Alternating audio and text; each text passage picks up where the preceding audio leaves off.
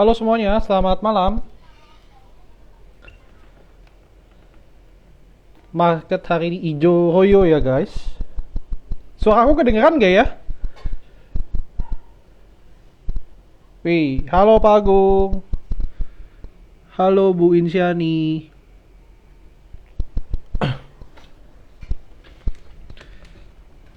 Oke. Oke, suara aku kedengeran kan ya? Aman kan suaranya? Sebentar ya, aku sambil ngundang audiens yang lain dulu.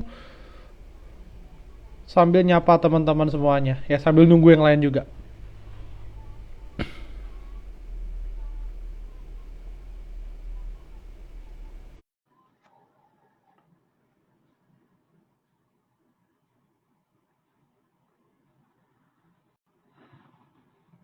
Titik terbaik Goto. Wih, kalau sekarang udah jalan deh, bukan titik terbaik lagi.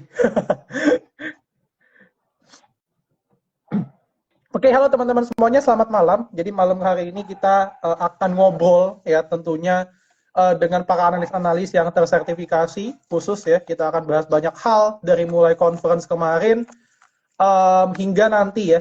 Nanti kita akan bahas kira-kira IHSG di akhir tahun akan seperti apa sih? Ada nggak potensi window dressing? Kemudian um, nanti mungkin sektoral yang perform itu akan sektor apa? Nanti kita akan bahas lebih detail tentunya bersama 3 orang analis lainnya. Ya, sambil aku nunggu yang lain, silakan kalau teman-teman punya pertanyaan ya nanti boleh langsung ditunjukkan saja di kolom Q&A. Nanti kita akan bahas bareng ya. Oke, sebentar aku sambil nunggu teman-teman yang lain.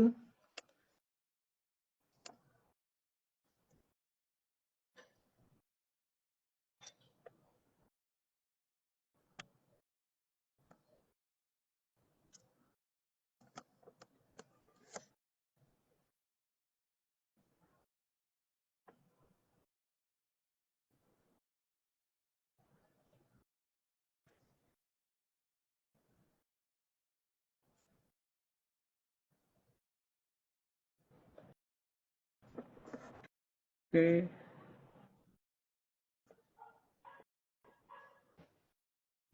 Nah, Pak Indra sudah join. Halo. Halo Pak, selamat Halo. malam. Wih, bajunya rapi Malam-malam. banget nih. Baru pulang. Ya, sambil nunggu yang lain ya Pak, sambil nunggu Om Silent dan juga Pak Rio. Ya, Rio Rizaldi ya. Iya, mungkin Pak Indra boleh sharing-sharing dikit Pak, sekarang kesibukannya apa nih, gitu ya. Dan Sekarang, juga memperkenalkan diri ke audiens mungkin ya, ada yang belum kenal. Pak Indra kan katanya kebanyakan di belakang layar nih, gitu ya. Kebanyakan lebih terkenal di luar negeri nih kalau teman-teman tahu. Di Indonesia agak kurang ya kenal ya. Boleh cerita dikit Pak? nggak laku kalau di lokal. Ya, nama saya Indra Wijaya Rangkuti. Hmm. Kalau sertifikasi saya CTAD, ada D-nya. D-nya developer, di atasnya CTA. Eh, saya di asosiasi lokal. Lokal itu Asosiasi Analis Teknika Indonesia atau AATI. Posisi saya sebagai bendahara umum Bendum, dan di asosiasi internasionalnya di IFTA itu uh, saya sebagai board of director International Federation of Technical Analysts. Dan juga kemarin baru dapat. Halo Pak Indra, teman-teman semuanya. Halo Halo Pak Rio, nah Pak ini udah Rio. join nih. Baru join Halo. Mana juga gambar? saya. Mana? Sorry Nggak Pak. kelihatan, cuma Udah kelihatan ya Pak dua. gambarnya?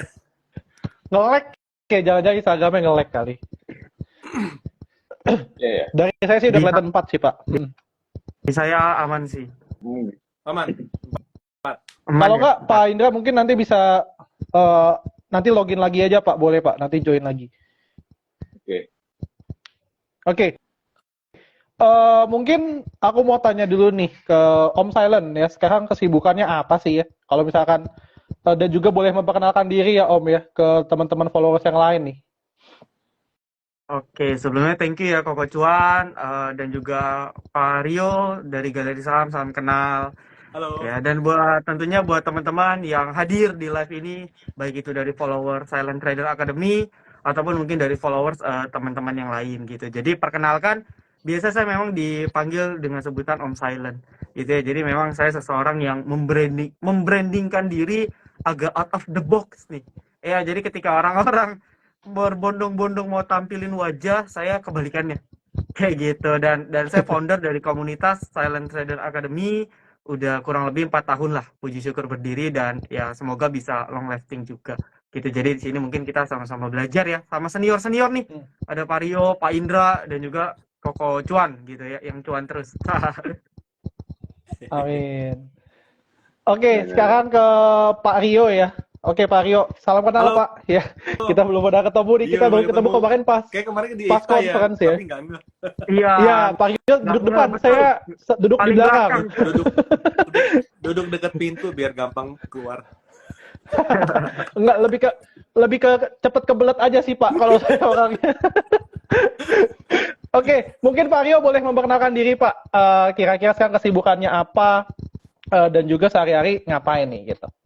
Oke, jadi saya di Galeri Saham. Jadi Galeri Saham itu sebuah lembaga analis independen. Jadi istilahnya kalau di sekuritas itu kan ada brokerage-nya, lalu ada divisi analisnya, ada investment banking-nya, misalnya seperti itu. Nah, kita di Galeri Saham tuh seperti analisnya tapi independen gitu. Jadi kita nggak terafiliasi secara operation dan lain-lain dengan sekuritas lain. Jadi kita purely independen. Yang memberikan, ya bisa dibilang insight, ide, trading plan, dan edukasi itu yang bisa dibilang netral apa adanya. Gitu sih. Oke, maintain komunitas ya Pak. Udah, kalau boleh tahu udah berapa lama Pak komunitasnya berdiri Pak? Kalau Galeri Saham itu ini bulan November ya, 2009. Oke, Nah, nanti 8 November tuh kita artinya ulang tahun, tapi ulang tahun keberapa itu udah lama banget ya. 14. Mantap. mantap. Kita belum 5 tahun ya Om Silent ya. Iya, kita masih Dia udah berapa belas tahun. Kesimpulannya Rio tua. Bukan saya bilang. Oke, gantian ke Pak Indra nih Pak. Tadi sedikit kepotong Pak. Mungkin boleh dikenalin diri ulang ke teman-teman semuanya. Wah, oke. Saya kesibukan sehariannya, saya trading for living. Terus juga saya konsultan IPO. Sekarang lagi ngajarin company mau di IPO kan. Kemarin baru assess, mau ngajarin pre-IPO. Saya trading. Terus juga signal, bikin sendiri tapi nikmatin sendiri. Biasanya untuk scoring aja ya. Terus saya gun trader, WD gun trader, saya contrarian trader juga. Saya nggak terafiliasi di sekuritas atau brokerage mana-mana, pure independent. Jadi ya kalau nanya sama saya bisa jawab karena saya nggak ada kepentingan. Terus kedua, saya di asosiasi lokal, di Asosiasi Analis Teknik Indonesia, saya bendahara umum posisi saya. Di internasionalnya, di International Federation Teknik Analis, saya board of director, dan kemarin baru dikerjain dapat posisi IFTA Ambassador Asia Tenggara. Bukan dikerjain. Ya. Oke. Rencana akhir November saya ke Singapura. Kemarin ada permintaan dari Asosiasi Singapura, request 2 speaker. Jadi saya udah kayak macam promotor trader nih saya, bukan promotor analis, bukan promotor tinggi. Dengan Pak Rio baru kemarin ketemu Sabtu. Nah, ini yang luar biasa, saya ngajarin Pak Rio nih kemarin, tentu kebalik tuh kayaknya. Saya harus belajar dari Pak Indra. Siap. Kalau saya mungkin filosofi saya adalah gimana paham tentang teknikal, bukan tahu tentang teknikal. Karena kebanyakan buku itu hanya memperkenalkan, tapi tidak memberikan pengetahuan mendalamnya lagi menjadi paham. Gitu. Oke. Itu aja. Kepanjangan kalau saya kepanjangan nih. Soalnya titelnya panjang ya Pak ya. Kalau kita kan pendek nih. Intinya kita kan pengurus komunitas doang. Oh bukan, Kalau itu nggak boleh. Kalian nggak boleh merendah. Kalian penerus. Kalian penerus. Iya, harus regenerasi dong. Nggak mungkin enggak. Makanya waktu kemarin saya bikin beberapa kali webinar Asia Tenggara, itu ya, Asosiasi Asia Tenggara, itu yang saya bawain itu speaker-speakernya yang CFTI, ya pokoknya yang bersertifikasi, yang jarang tampil, gitu, biar dikenal. Oke, thank you Pak Indra, tadi penjelasan sudah mantap banget ya perkenalannya. Nah, next saya mau tanya nih, kemarin kan kita sudah mengikuti IFTA ya, di awal Oktober ya Pak ya? Ya. Dan nggak nyangka nih kita bisa saling ketemu dan saling kenalan satu dengan yang lainnya, saling sharing juga. Nah, aku mau tanya dulu ke Om Silent nih. Om Silent ini kira-kira udah berapa kali ikut IFTA? Terus kemarin gimana Om? Pengalamannya, mungkin boleh kasih sedikit testimoni ya, IFTA itu apa dan juga apa yang didapetin Om sekalian. Oke, jadi kalau ditanya berapa kali ikut ya ini first time ya. Karena kan juga seperti mungkin yang udah sering disounding bahwa IFTA ini kan baru pertama kali juga, betul ya Pak Indra ya, diselenggarakan di Indonesia. Dan mungkin kita nggak tahu lagi di tahun berapa bisa balik ke Indonesia gitu. Makanya saya bilang buat teman-teman yang kemarin masih suka sayang-sayang duit buat upgrade ilmu ya mungkin bisa nyesel. Kenapa? Karena ya kalau mau ikut lagi juga let's say harus ke luar negeri, harus booking tiket, hotel dan lain sebagainya. Jadi dari sisi cost pun juga pasti kan udah tidak semurah yang di Indonesia itu satu. Jadi ini first time saya dan kalau dibilang experience ini suatu hal yang masih dibilang pengalaman luar biasa saya di bidang pasar modal ya. Paling luar biasa sejauh ini yang saya dapatkan selama kurang lebih 3 hari, betul ya, 3 hari dari hari Kamis sampai hari Sabtu, di mana yang uniknya yang saya temukan di sini ialah keilmuan yang jarang banget dibahas oleh pasar modal kita gitu. Let's say contoh paling gampang kalau bursa kita bukan bursa sorry, dalam komunitas gitu deh, dalam komunitas atau forum-forum mungkin kita sering bahas benermologi misalnya. Padahal selama saya 3 hari di situ saya nggak pernah dengar tuh ada satupun kalimat tentang itu market maker, tentang itu flow or anything. Mereka nggak bahas. Padahal mereka trader-trader internasional yang udah seluar biasa itu, sebagian juga aset manajemen ya, Pak Indra betul ya, yang dana kelolaannya juga triliunan, mereka nggak ada bahas gitu. Mereka membahas secara teknik dan klasik, dan yaitu satu refreshment juga untuk saya dapat pengalaman yang luar biasa yang mungkin nggak bisa ditemuin di tempat atau di event lain kayak gitu. Oke. By the way, saya mau sedikit kepo nih, Pak Indra ya. Tadi kan Pak Tony, Pak Om Silent gitu ya, Om Silent cerita bahwa dia ada nih aset manajemen dengan dana kelolaan triliun. Sebenarnya benar nggak sih Pak seperti itu? Ya benar, kan benar lagi, benar banget. Contoh kayak kemarin dari Malaysia, ini ngirim 3 tuh, kalau nggak salah namanya itu, wah ini kebetulan nggak namanya tangan saya nih. Namanya PB, permodalan nasional berhad. Nah yang lebih menarik nih, lihat nih, ini namanya Atika ya, ini Atika nih, lihat nih, gelarnya apa nih, CFA kan? Iya. Gelarnya CFA. Iya, jadi cuman di negara Wakanda aja ributin CFA sama FA sama TA, sedangkan orang FA aja berkunjung mengikuti corona aja gitu. Iya kan. Terus dari tadi ada namanya teman saya kebetulan kelolaan dia itu kalau saya nggak salah sekitar 1 juta ringgit, sekitar 3 triliunan. Nah beliau ini gelarnya juga sudah terdato. Dia pure pakai TA. Nah menariknya adalah dia seorang ekonom. Lalu dia seorang fundamentalis juga, ya kan? Kan dia doktornya ekonom, tetapi terakhirnya terkapar di TA. Jadi waktu saya ke rumahnya, ke kondominiumnya di KL, itu dilihatin cara detailing tuh ya pure pakai TA doang gitu. Sedangkan kalau ada sekitar 3,3 triliun rupiah lah kalau dirupiahkan. Gitu. Nah terus banyak lagi kayak dulu ada namanya Adam Torek, Presiden ISTA. Terus juga kemarin ada namanya Giovanni Trombetta. Nah, itu dia pakai quant analis jadi AI. Dan juga ada lagi kemana namanya John Bollinger. Nah, itu juga triliun kelolaannya.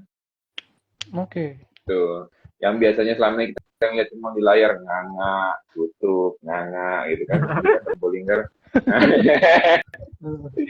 Kemarin dia ngerjain Giovanni apa nyekokin makan durian kan sampai muntah-muntah sampai paksa-paksa makan durian gitu.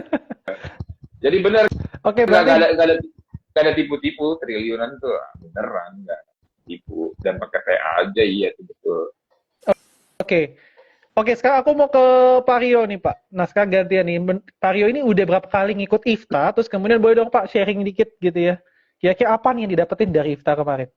Baru kemarin aja, karena IFTA lain saya nggak ikutan sih, nggak pernah ikutan. Tapi satu yang menarik, memang kesempatan ikutan IFTA itu tuh memang akan langka, karena kapan lagi datang ke Indonesia lagi acara itu memang nggak tahu ya kapan gitu. Karena satu hal, saya dulu pernah ketemu John Bollinger, itu lagi di Jakarta, di Kempinski, which is itu tahun 2011.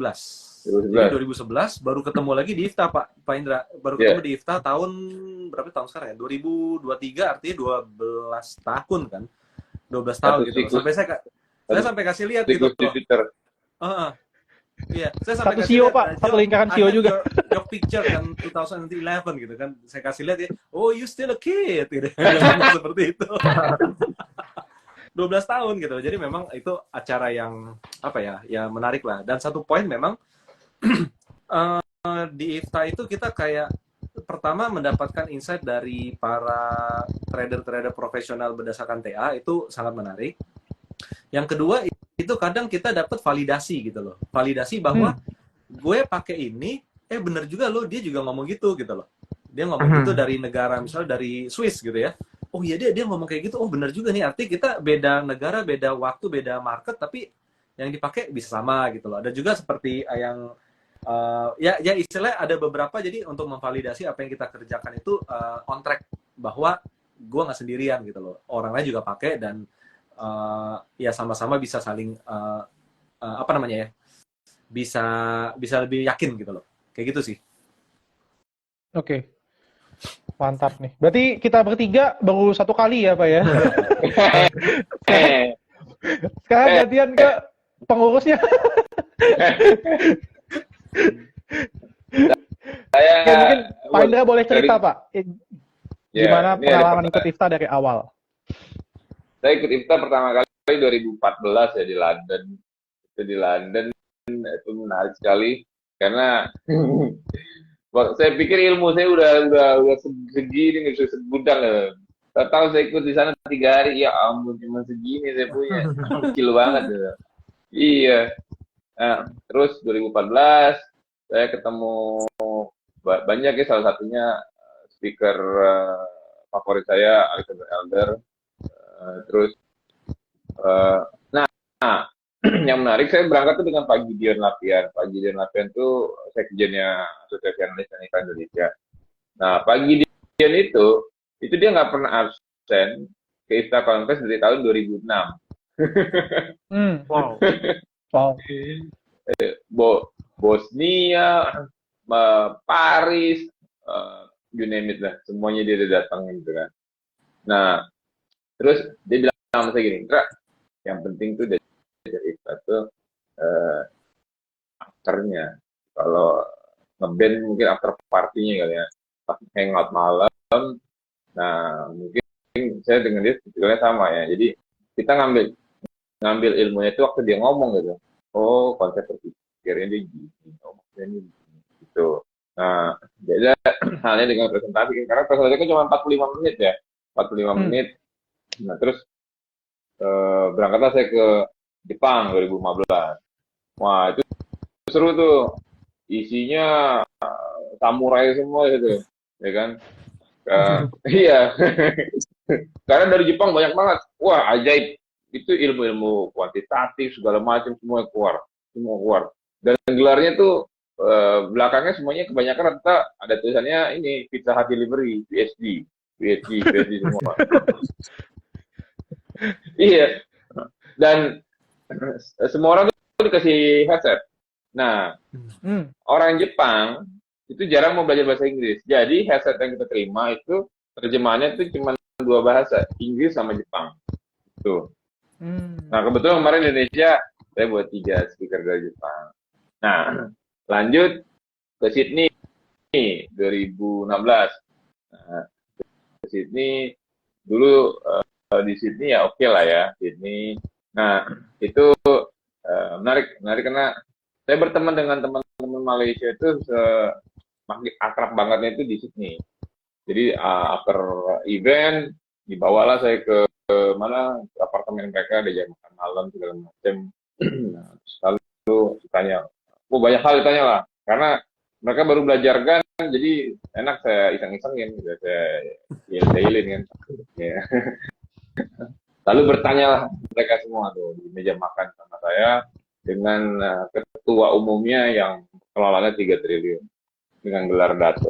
Nah, terus saya tanya, kalian kan jago-jago, apa sih the best risk management? Dijawablah satu-satu, cut loss, ini itu, averaging, bilang salah. Jadi apa Indra?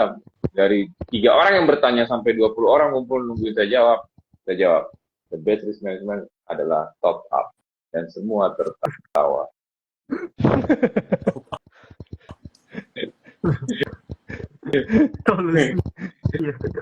Ya, nah jadi pengalaman itu. Nah, 2020 saya sempat jadi speaker.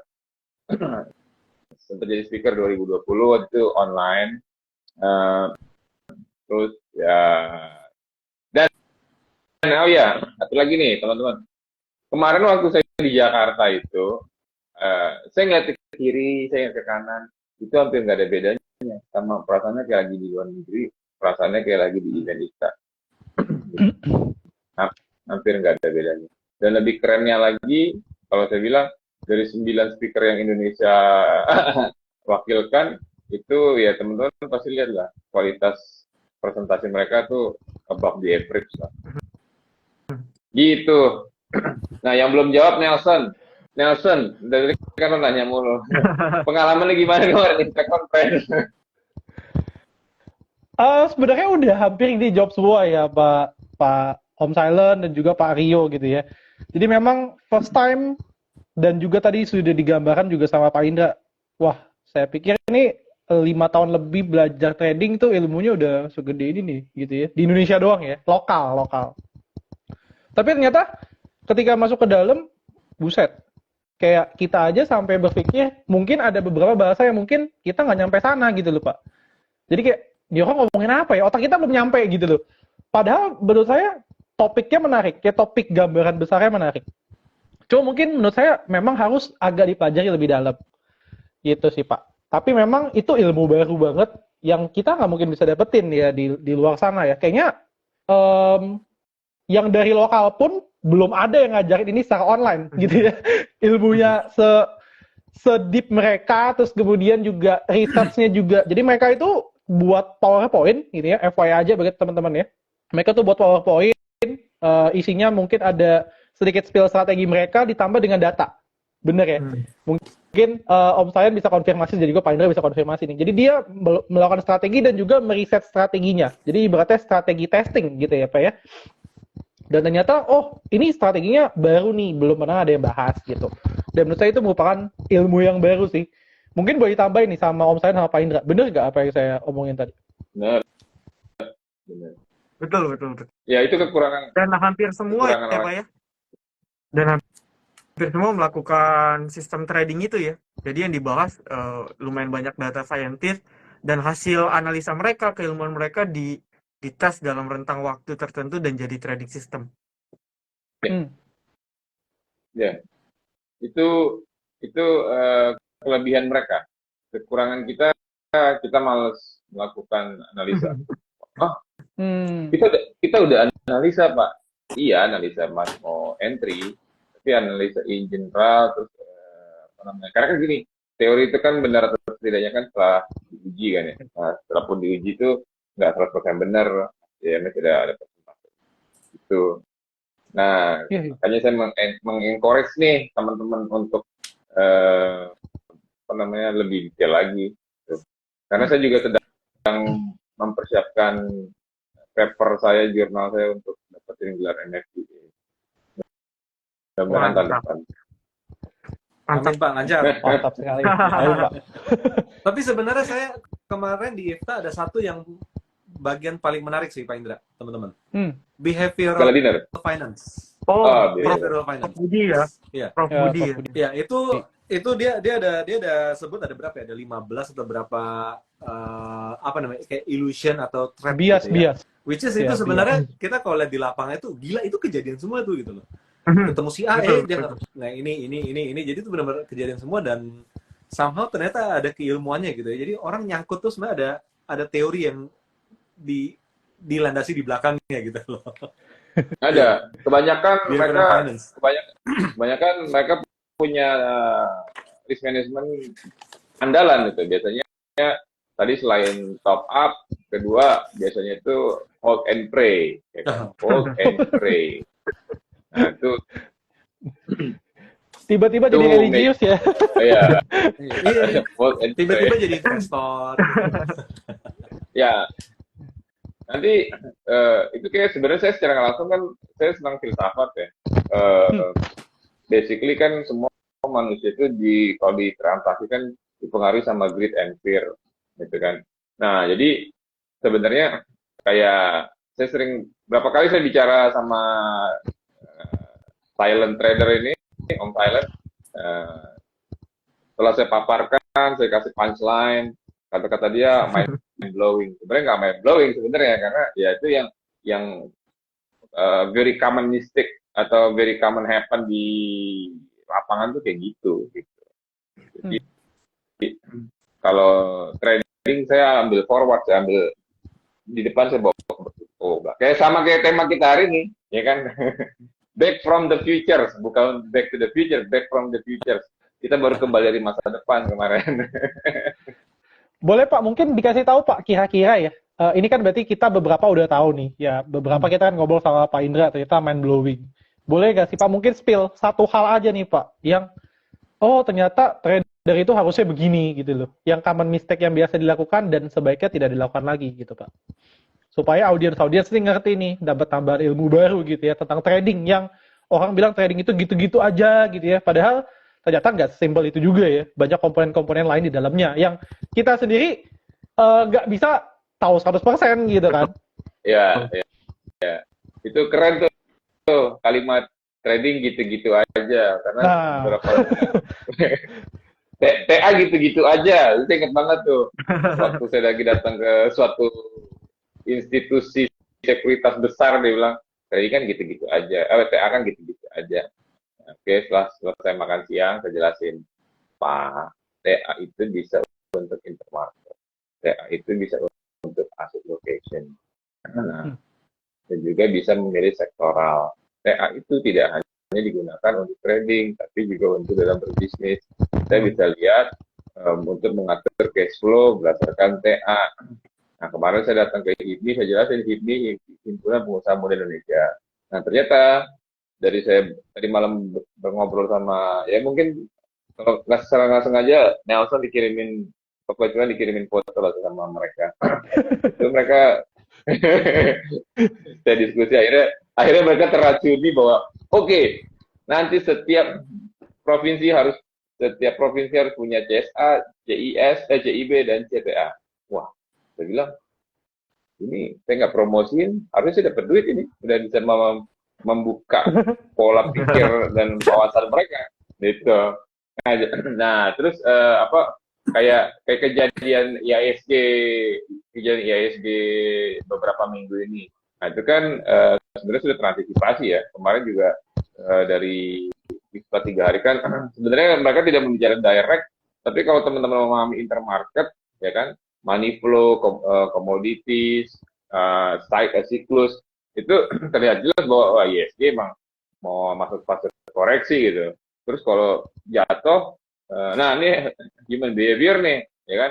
Ini human behavior nih, kemarin saya selalu saya ngajarin nih ke teman-teman yang biasanya saya coachingin. Kesalahan pertama itu adalah di time frame. Itu kesalahan pertama. Selalu ngelihat dari time frame yang tidak besar. Nah, kedua, Pak, berarti dari monthly dong. Wah, kejauhan. Kenapa?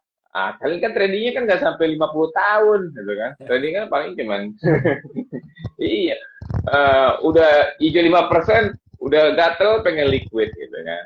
Nah, itu biasanya, ya itu mas biasanya tuh kesalahannya tuh nggak stick to the trading plan, gitu.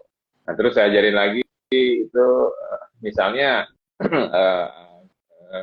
perhitungan ya kalkulasian movement itu banyak orang misalnya saya tanya nih kemarin saya sempat bisa nanya sama Nelson sama Om Thailand terus kalau misalnya punya stop lossnya misalnya 3% terus setiap 4% kena terus balik terus gimana? Nah, apakah stop lossnya dibesarin? Nah, kebanyakan orang-orang dibesarin tuh kalau dari behavior finance kebanyakan dibesarin. Ternyata antitesisnya adalah bukan dibesarin tapi entry-nya yang digeser. Nah, ketika entry digeser berarti kita mesti belajar namanya price action, ya kan? Price actionnya masuk lagi tadi financial behavior, sekarang market behavior, gitu. Nah, setelah itu baru dicatat. Oh, apabila ini biasa begini. Karena saya pernah waktu di IFTA dia bilang, Pak, kalau breakout katanya, itu udah salah tuh. Gimana salahnya, Pak? Itu katanya, itu. Nah, harusnya diukur. Apabila breakout, yang gagal misalnya pola ini gagal berapa persen ya, jadi kalau besok ketemu pola begitu emang ini mau breakout nah tapi potensinya gagal kenapa karena berdasarkan penelitian persentasenya cuma segini gitu nah, faktor-faktornya banyak gitu faktor-faktornya banyak nah kayak kemarin saya ngajar tentang candlestick ya kan nah yang trading forex ada nggak kan saya tanya wah nggak ada Pak. Nah, kalau ada pemahaman candlestick di saham dan di forex itu menurut saya agak beda gitu. Kenapa? Kalau di saham harga naik berarti ada pembeli masuk. Nah, kalau dijual berarti pembelinya keluar likuidasi. Nah, kalau di forex itu bisa ada penjual baru gitu. Tidak hanya beli baru, tapi bisa jual baru karena dia sifatnya dua arah. Nah, ini kita berarti memahami struktur instrumen dan struktur market tersebut. Pak Indo ribet banget Pak. Iya memang ribet di awal, tapi besok-besok apa yang kalian pikirin saya udah tahu. Ini pasti maksudnya ini gitu. Gitu. Nah, iya, makanya saya senang gangguin orang karena kita memahami struktur gitu. Kayak iya, struktur market kita pahami. Kayak nih penelitian saya nih, waktu engulfing misalnya pola candlestick ada bearish engulfing. Ya. Nah, kira-kira tahu nggak projectionnya sampai berapa banyak? Terus misalnya moving average-nya gagal crossing. Nah, kalau gagal crossing kira-kira mentalnya sampai berapa persen? Nah, itu kan iya. Banyak kalau nggak percaya nih. Ini kerjaan saya tiap hari nih. Kerjaan saya tiap hari nih. Waduh. Berapa layar tuh, Pak? Udah kayak warnet ya, Pak ya? CCTV sambil ngeronda di komplek ini. Gitu. Ya. Gitu jadinya apa namanya? Kita secara knowledge bagus cuma kekurangan kita di apa namanya? Recording lah di pencatatan aja. Berarti lebih ke evaluasi ya Pak ya sebenarnya ya. Evaluasi strategi gitu ya Pak ya berarti ya. Ya, makanya kan perlunya standarisasi kan gitu. Kadang kan ngapain standarisasi bersertifikasi gitu kan. Nah, orang trading yang bisa bikin duit gitu ya. Nggak usah belajar nggak sertifikat bisa cuan. Ya nggak Pak Rio, ya kan? Nah. Oke, saya mau ke Pak Rio nih. Kira-kira menurut Pak Rio dari kemarin IFTA 3 hari nih Pak, ilmu apa yang menurut Bapak paling wah gitu ya dari speaker-speaker? Habis ini kita ngomong silent nih. Kalau kayak Bollinger udah pasti karena saya user dari Bollinger Band udah cukup lama gitu ya, udah lama. Lalu yang paling menarik tuh sebenarnya ini RRG. Oke. Hari pertama. Jadi rotational sektoral kan itu kan. Jadi itu hal itu selalu terjadi dan dia kan Markus kan kasih lihat itu kan pemutarannya kan dari dari yang kiri bawah, Julius. kiri atas, karena itu kan muter Julius terus, ya, tuh, muter Julius. terus. Which is itu sektor tuh selalu muter. Sektor selalu muter. Jadi itu hal yang menarik karena kita di capital market banyak regulasi-regulasi yang membuat sektoral rotation itu hidup sebenarnya. Hidup. Contoh paling gampang misalnya regulasi dari OJK, Bursa Efek terhadap OJK misalnya, OJK terhadap aset management gitu, aset management. Kebetulan kan saya juga sempat di aset management juga. Jadi kayak contohnya misalnya regulasi itu membuat harga, membuat saham itu pasti kalau naik ada yang jual, kalau turun pasti ada yang beli. Itu regulasinya. Contoh paling gampang adalah komposisi reksadana. Kayak gimana? Misalnya satu reksadana, satu saham tidak boleh lebih dari 10%, kan gitu kan. Gitu. Jadi misalnya reksadana saham uangnya 100 artinya kan biasanya kan 10 sampai 20 itu berupa cash. Berupa cash artinya hanya 80 yang berupa saham. 80 dibagi berapa? 80 dibagi 10 deh. Gampangnya gitu ya, bagi 10. Artinya satu saham cuma 8% kan gitu. Tapi ketika ada saham yang bullish terus, kayak contohnya bisa jadi reksadana ini punya saham, contohnya misalnya WIM misalnya. Itu rally terus. Nah, ketika WIM rally bisa 3 kali lipat, itu reksadana nggak boleh simpan WIM terus, kan gitu. Karena apa? Dari porsi 8%, WIM naik 20% udah jadi 10%, kan? Naik 20% jadi 10%, artinya dia harus jualan. Jadi nggak pernah ada kehabisan penjual dan juga nggak ada pernah kehabisan pembeli. Karena apa? Satu sisi kayak contoh WIM. Jadi reksadana nggak bisa menikmati kenaikan WIM terlalu besar gitu loh. Karena apa? Karena dia harus jual 10%. Tapi di sisi lain, ketika dia udah harus jualan WIM, kan dipaksa jualan kan gitu kan. Dia harus cari lagi mana yang bagus. Nah, ujung-ujungnya apa? Ujung-ujungnya saham yang naik dia sell on strength secara bertahap, tapi cash-nya jadi banyak, dia harus cari saham yang belum banyak naik, ya kan? Nah, belum banyak naik, sektor apa? Bisa jadi di sektor yang sama, tapi kalau sektor sama kayak GRF, HMSP, apaan sih? Kayaknya kok nggak bagus-bagus gitu ya. Dia bisa jadi cari sektor-sektor lain, misalnya kayak di pertambangan kah, atau di properti kah. Jadi ujung-ujungnya di stock market itu tidak pernah kehabisan pembeli dan nggak pernah kehabisan penjual karena regulasi itu membuat, ya di Indonesia ya khususnya, saya nggak tahu di luar negeri, tapi di Indonesia tuh menariknya adalah saham yang memang ada quality pasti akan naik di suatu saat karena sektoral rotation juga salah satu dari flow dari institusi seperti itu. Jadi ya menurut saya sih dengan yang saya lihat di IFTA kemarin di hari pertama mengenai RRG itu akhirnya memvalidasi juga yang tadi saya bilang, memvalidasi bahwa oke, gambar dia ini muter terus, sektor finance muter terus dari yang improving sampai lagging dan lain segala macamnya. Ini berulang-ulang kali. Oke, artinya ini juga yang terjadi sebenarnya di market Indonesia, bahwa struktur kita itu semakin mendukung untuk sektor rotation. Itu sih yang paling menarik di sana.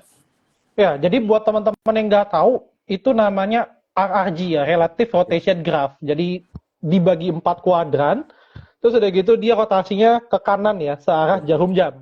Ya, kalau misalkan ke kanan atas itu berarti menguat ya Pak ya. Semakin ke bawah, leading. Iya, leading. Ke bawah dan juga ke kiri itu semakin melemah. Jadi buat teman-teman yang nggak tahu, di Indonesia ada lah mungkin teman-teman beberapa kali lihat ya. Tapi itu bukan buatan Indonesia ya, bukan buatan Indonesia, tapi itu buatan luar yang diduplikasi ke sini. Iya. Sayangnya aplikasi dia itu hanya ada tuh very special. Jadi dia kayak very limited gitu. Dan kalau mau pakai itu aplikasi, kita Bloomberg, mau harus langganan Bloomberg. 30 juta sebulan. atau Optuma. Jadi gini, namanya sedikit ya. Boleh. Tentang RRG. Dia kan ada improving, leading, awakening sama lagging, ya. Jadi dari ini kita bisa dapat insight gitu. Ini leading nih, udah awakening nih. Nah, jadi kita bisa keluar nih. Nah, tetapi semua itu punya benchmark. Jadi apa yang ditaruh dijadikan sebagai acuan. Makanya kemarin temanya alpha. Nah, dia taruh nih acuan nih. Contoh, misal IISG taruh di sebagai benchmark. Lalu emiten tuh kita masukin tuh blue chip. Nah, nanti eh, atau kalau nggak emiten, bisa sektoral, apa aja bisa dimasukin. Tapi ada benchmark. Atau misal kita taruh benchmarknya S&P, nah misalnya atau Nasdaq.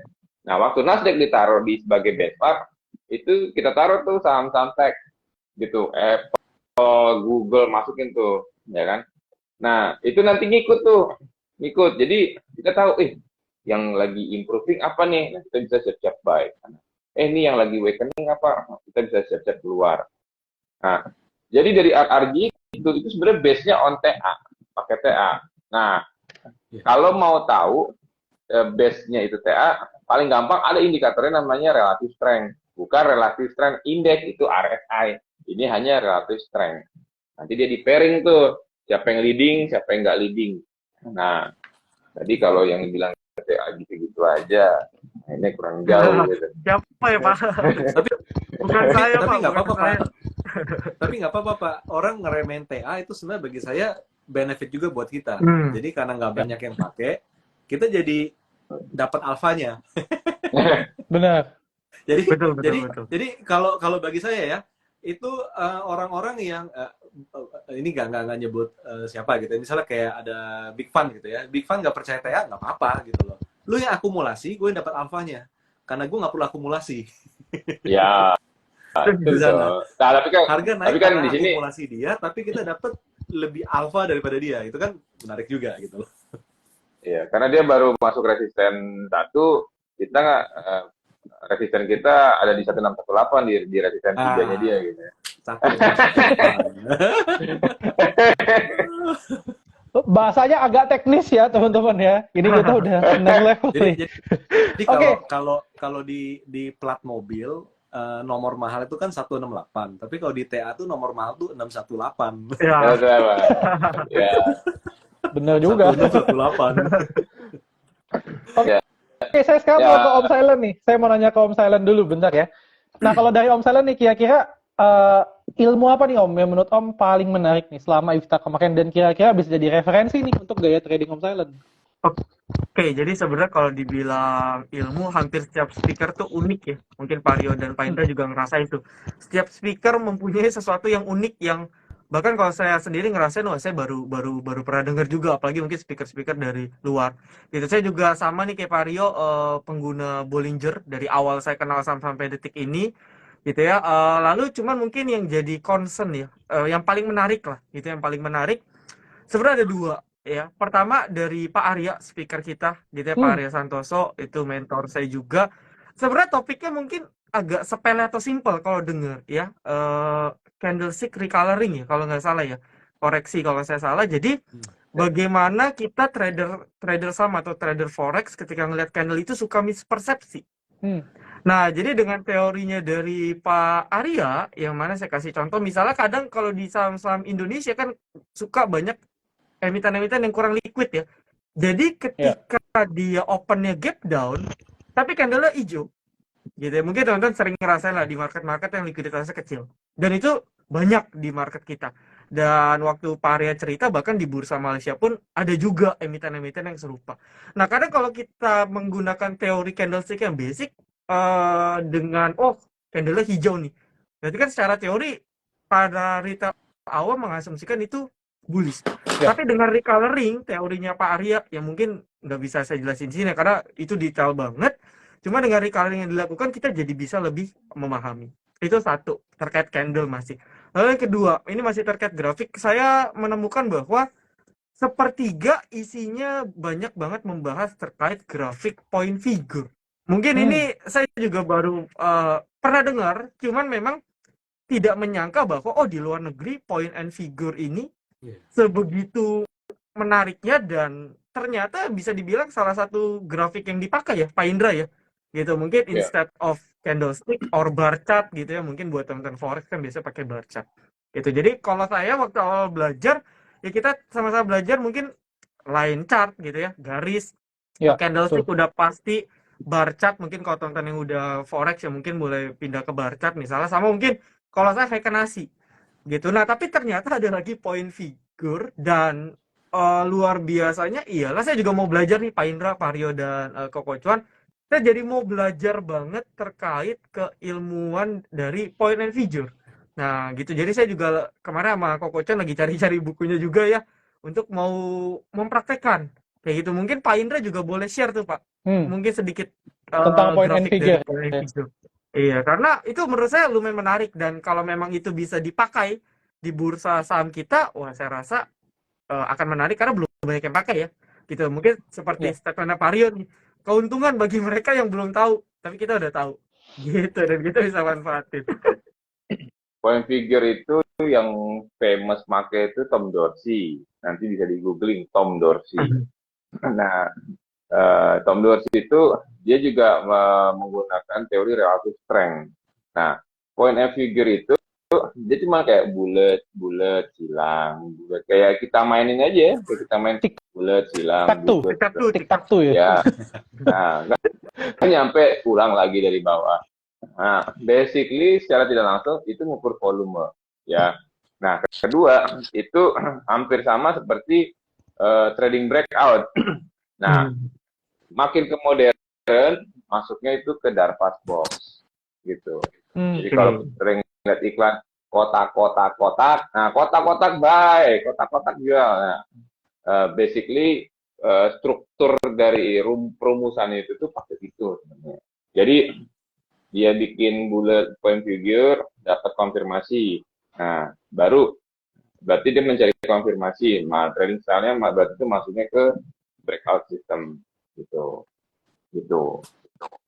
Oke. Nah, ini saya ngomong yang gampangnya aja karena kalau misalnya benar saya bikin rumusan bahwanya dia mencari titik konfirmasi, ya kan? Jadi bulat kotak-kotak itu dia sampai bolak silang itu kayak ini resisten tembus enggak. Jadi hampir sama seperti pivot point.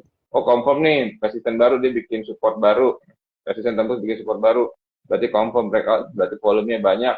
Nah, dia jalan lagi. Seperti itu jadinya. Jadi kalau kelihatan, jadi maksud saya kadang-kadang kita mata kita sering terindahkan oleh yang tapi aslinya itu sebenarnya Indo. Dan kalau jadi kalau belajar sama saya rugi, pasti cepat ilmunya apa harusnya course setahun bisa cuma bulan. Dan kalau nggak salah dengar ya, point and figure itu kemarin ya pas conference kemarin katanya lebih akurat ya. Maksudnya dalam hal misalkan untuk penentuan arah tren dan juga untuk breakout-nya. Benar nggak sih, Pak? Iya, volumenya. Jadi dia concernnya itu konfirmasi break suatu resisten atau support. Jadi dia seperti konfirmasi volume. Jadi zaman bahla itu kan lu nggak point figure itu lu belum ada komputer, masih pakai kertas, gambarnya gitu, masih pakai kertas gitu, hitung. Nah, kalau sekarang ya kalau kalian mau gunakan sih bagus, jadi nggak bisa dicontek, gitu aja kan. Itu kan kayak semacam kode sendiri gitu. Sama kayak Heikenasi itu kan juga tiap candle itu kan ada hitungannya dia akan berubah warna apabila bobot dari dia kan ada hitungan tuh bobot candle tuh yang dihitungnya. Nah, itulah beraneka ragam jenis ilmuwan. Oke. Nanti kita makan siang bareng saya jelasin tentang point figure. Waduh, siap nih Pak. Mahal.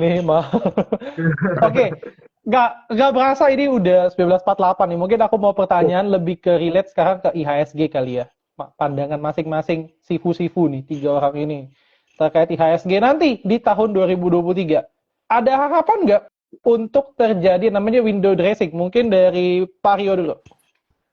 Harusnya ada ya, karena kalau kita lihat sentimen ya. Pertama, kalau kita lihat siklus, November pasti turun. Dari 10 tahun terakhir, coba dilihat, November tuh pasti turun. Nah, Desember biasa naik. Tapi Desember naiknya itu tricky nih. Naiknya itu bisa jadi seminggu terakhir Desember, atau dari awal Desember. Tapi seringnya itu di 2 minggu terakhir Desember. Itu biasanya seperti itu. Lalu untuk Januari efek. Tapi sebenarnya, menurut saya satu sih, kan tahun depan pemilu kan. Valentine itu kan pemilu. Itu di sana. Which is pemilu itu kan likuiditas uang itu kan beredar itu kan lebih tinggi ya di masyarakat kan. Artinya kan konsumsi lebih bagus dan lain segala macamnya. Well, itu bisa jadi salah satu sentimen untuk ngangkat IHSG. Bukan berarti mereka trading saham ya, bukan kayak gitu. Tapi lebih ke sentimen nilai penjualan dari emiten-emiten. Mungkin seperti itu sentimennya. Ditambah dengan ada window dressing, ditambah dengan ada January effect, ditambah dengan kalau January effect itu kan biasanya kan berakhir tuh kan sampai di akhir Januari atau pertengahan Februari biasanya seperti itu. Jadi harusnya dengan di realnya itu ada ya orang banyak bilang banjir likuiditas, harusnya sih itu di akan jadi benefit di sektor-sektor tertentu dan otomatis akan jadi benefit juga buat IHSG-nya sih. Jadi harusnya dengan reasoning itu relatif positif sih. Oke. Relatif positif. Nah. Oke, kalau dari Om Silent, gimana Om overview-nya terhadap IHSG di akhir tahun 2023? Akhir tahun ya, waduh.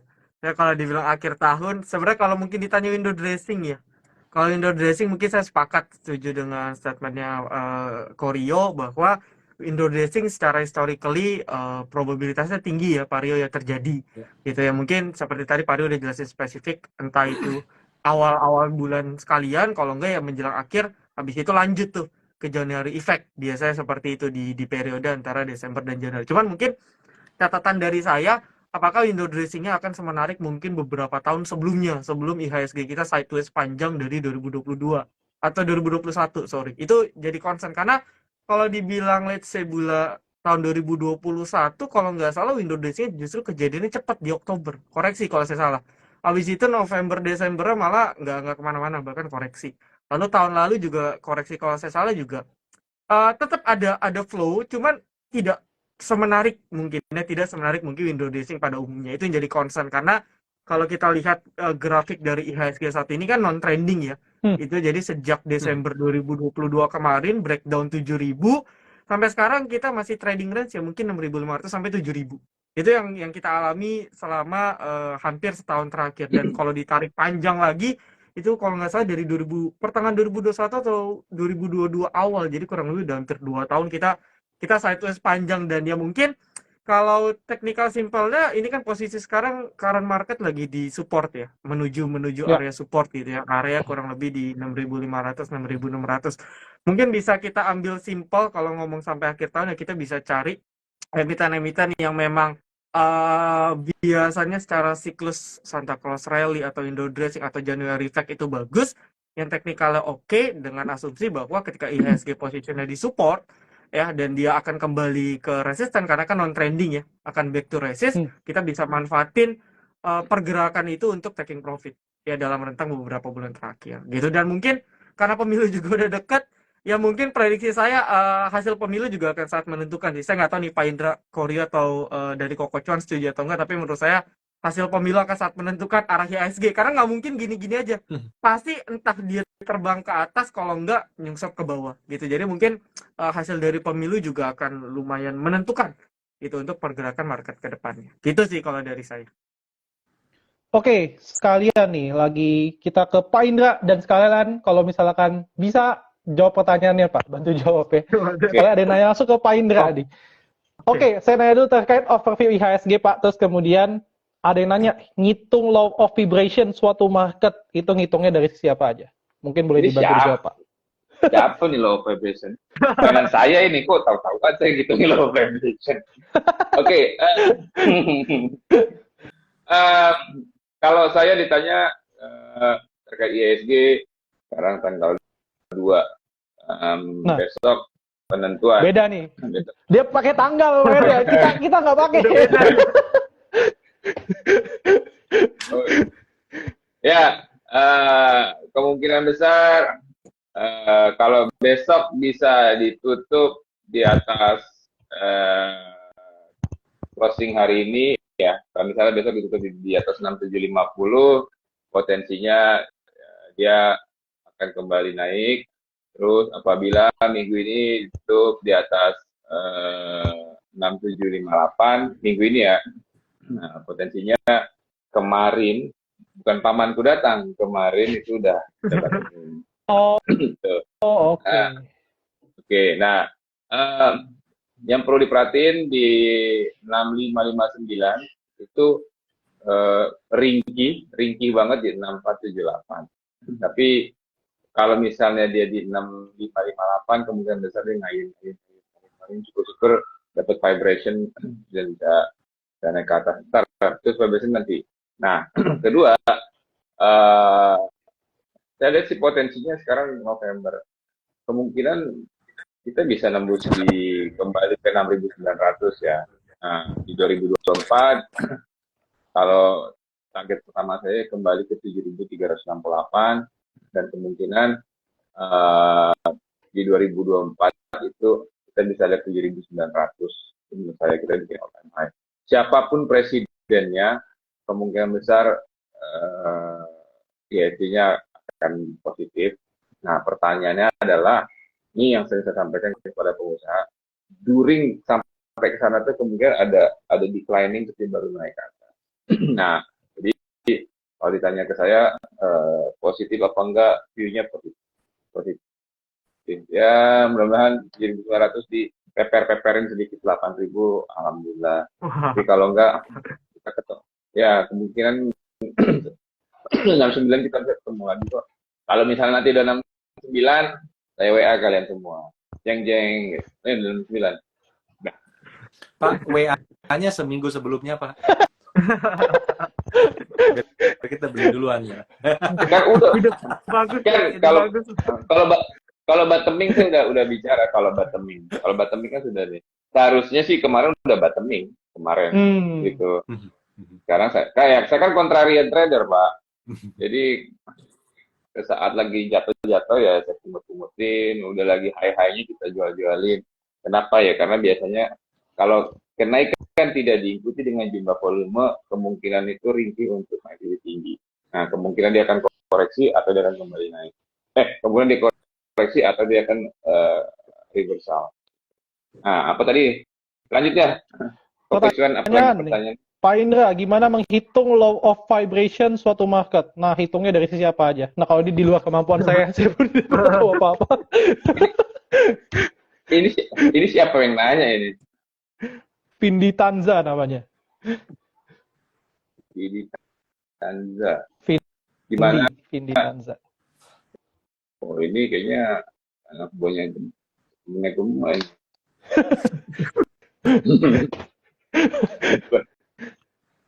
Cara mengukur low vibration, mau yang non teknis apa yang non teknis? Kalau non teknis itu kita bicara planetary ya, dari astrologi. Nah, astrologi itu ada resonansinya. Nah, vibration itu bisa dibilang seperti resonansi. Contoh purnama, kenapa sih dia volatilitasnya tinggi? Sederhana aja sebenarnya. Secara ilmiahnya bahwa dia bisa menarik air laut, ya itu manusia 70% isinya cairan, sehingga di saat terjadi purnama tingkat rasional seseorang berpikir itu kurang rasional, makanya jadi lebih aktif gitu. Pak Indra tahu dari mana? Nah, saya dulu pelajari, saya cek di IGD. Kalian coba cek di IGD tingkat pasien di saat purnama. Cek juga ke kantor polisi tingkat kejahatan di saat purnama. Gitu. Nah, ya kan itu kan bagian dari penelitian saya harus bilang gitu, harus cari. Nah, lalu ini abstrak. Nah, biar tidak abstrak gimana? Dikalkulasi, dihitunglah high low ya. Nah, high low, saya hitung lagi struktur dan patternnya. Nah, dari situ baru kita pakai alat bantu, karena tadi terjadinya dari alam, vibrasi tersebut kita gunakan ilmu alam. Nah, kita ngitungnya ditambahin dengan namanya Fibonacci, kurva Fibonacci. Nah, itu jadi dari strukturnya, alamnya, baru masuk ke matematisnya yang bisa kita lihat, kita sentuh, kita kalkulasi. Dan baru terjadi itu namanya gabungan antara alam dan matematika. Waduh, ada tulisan remaining 10 detik nih. Pada kelihatan ya? Terus kan ada itunya ya? Ada limitnya. Nanti kita join lagi ya. Nanti saya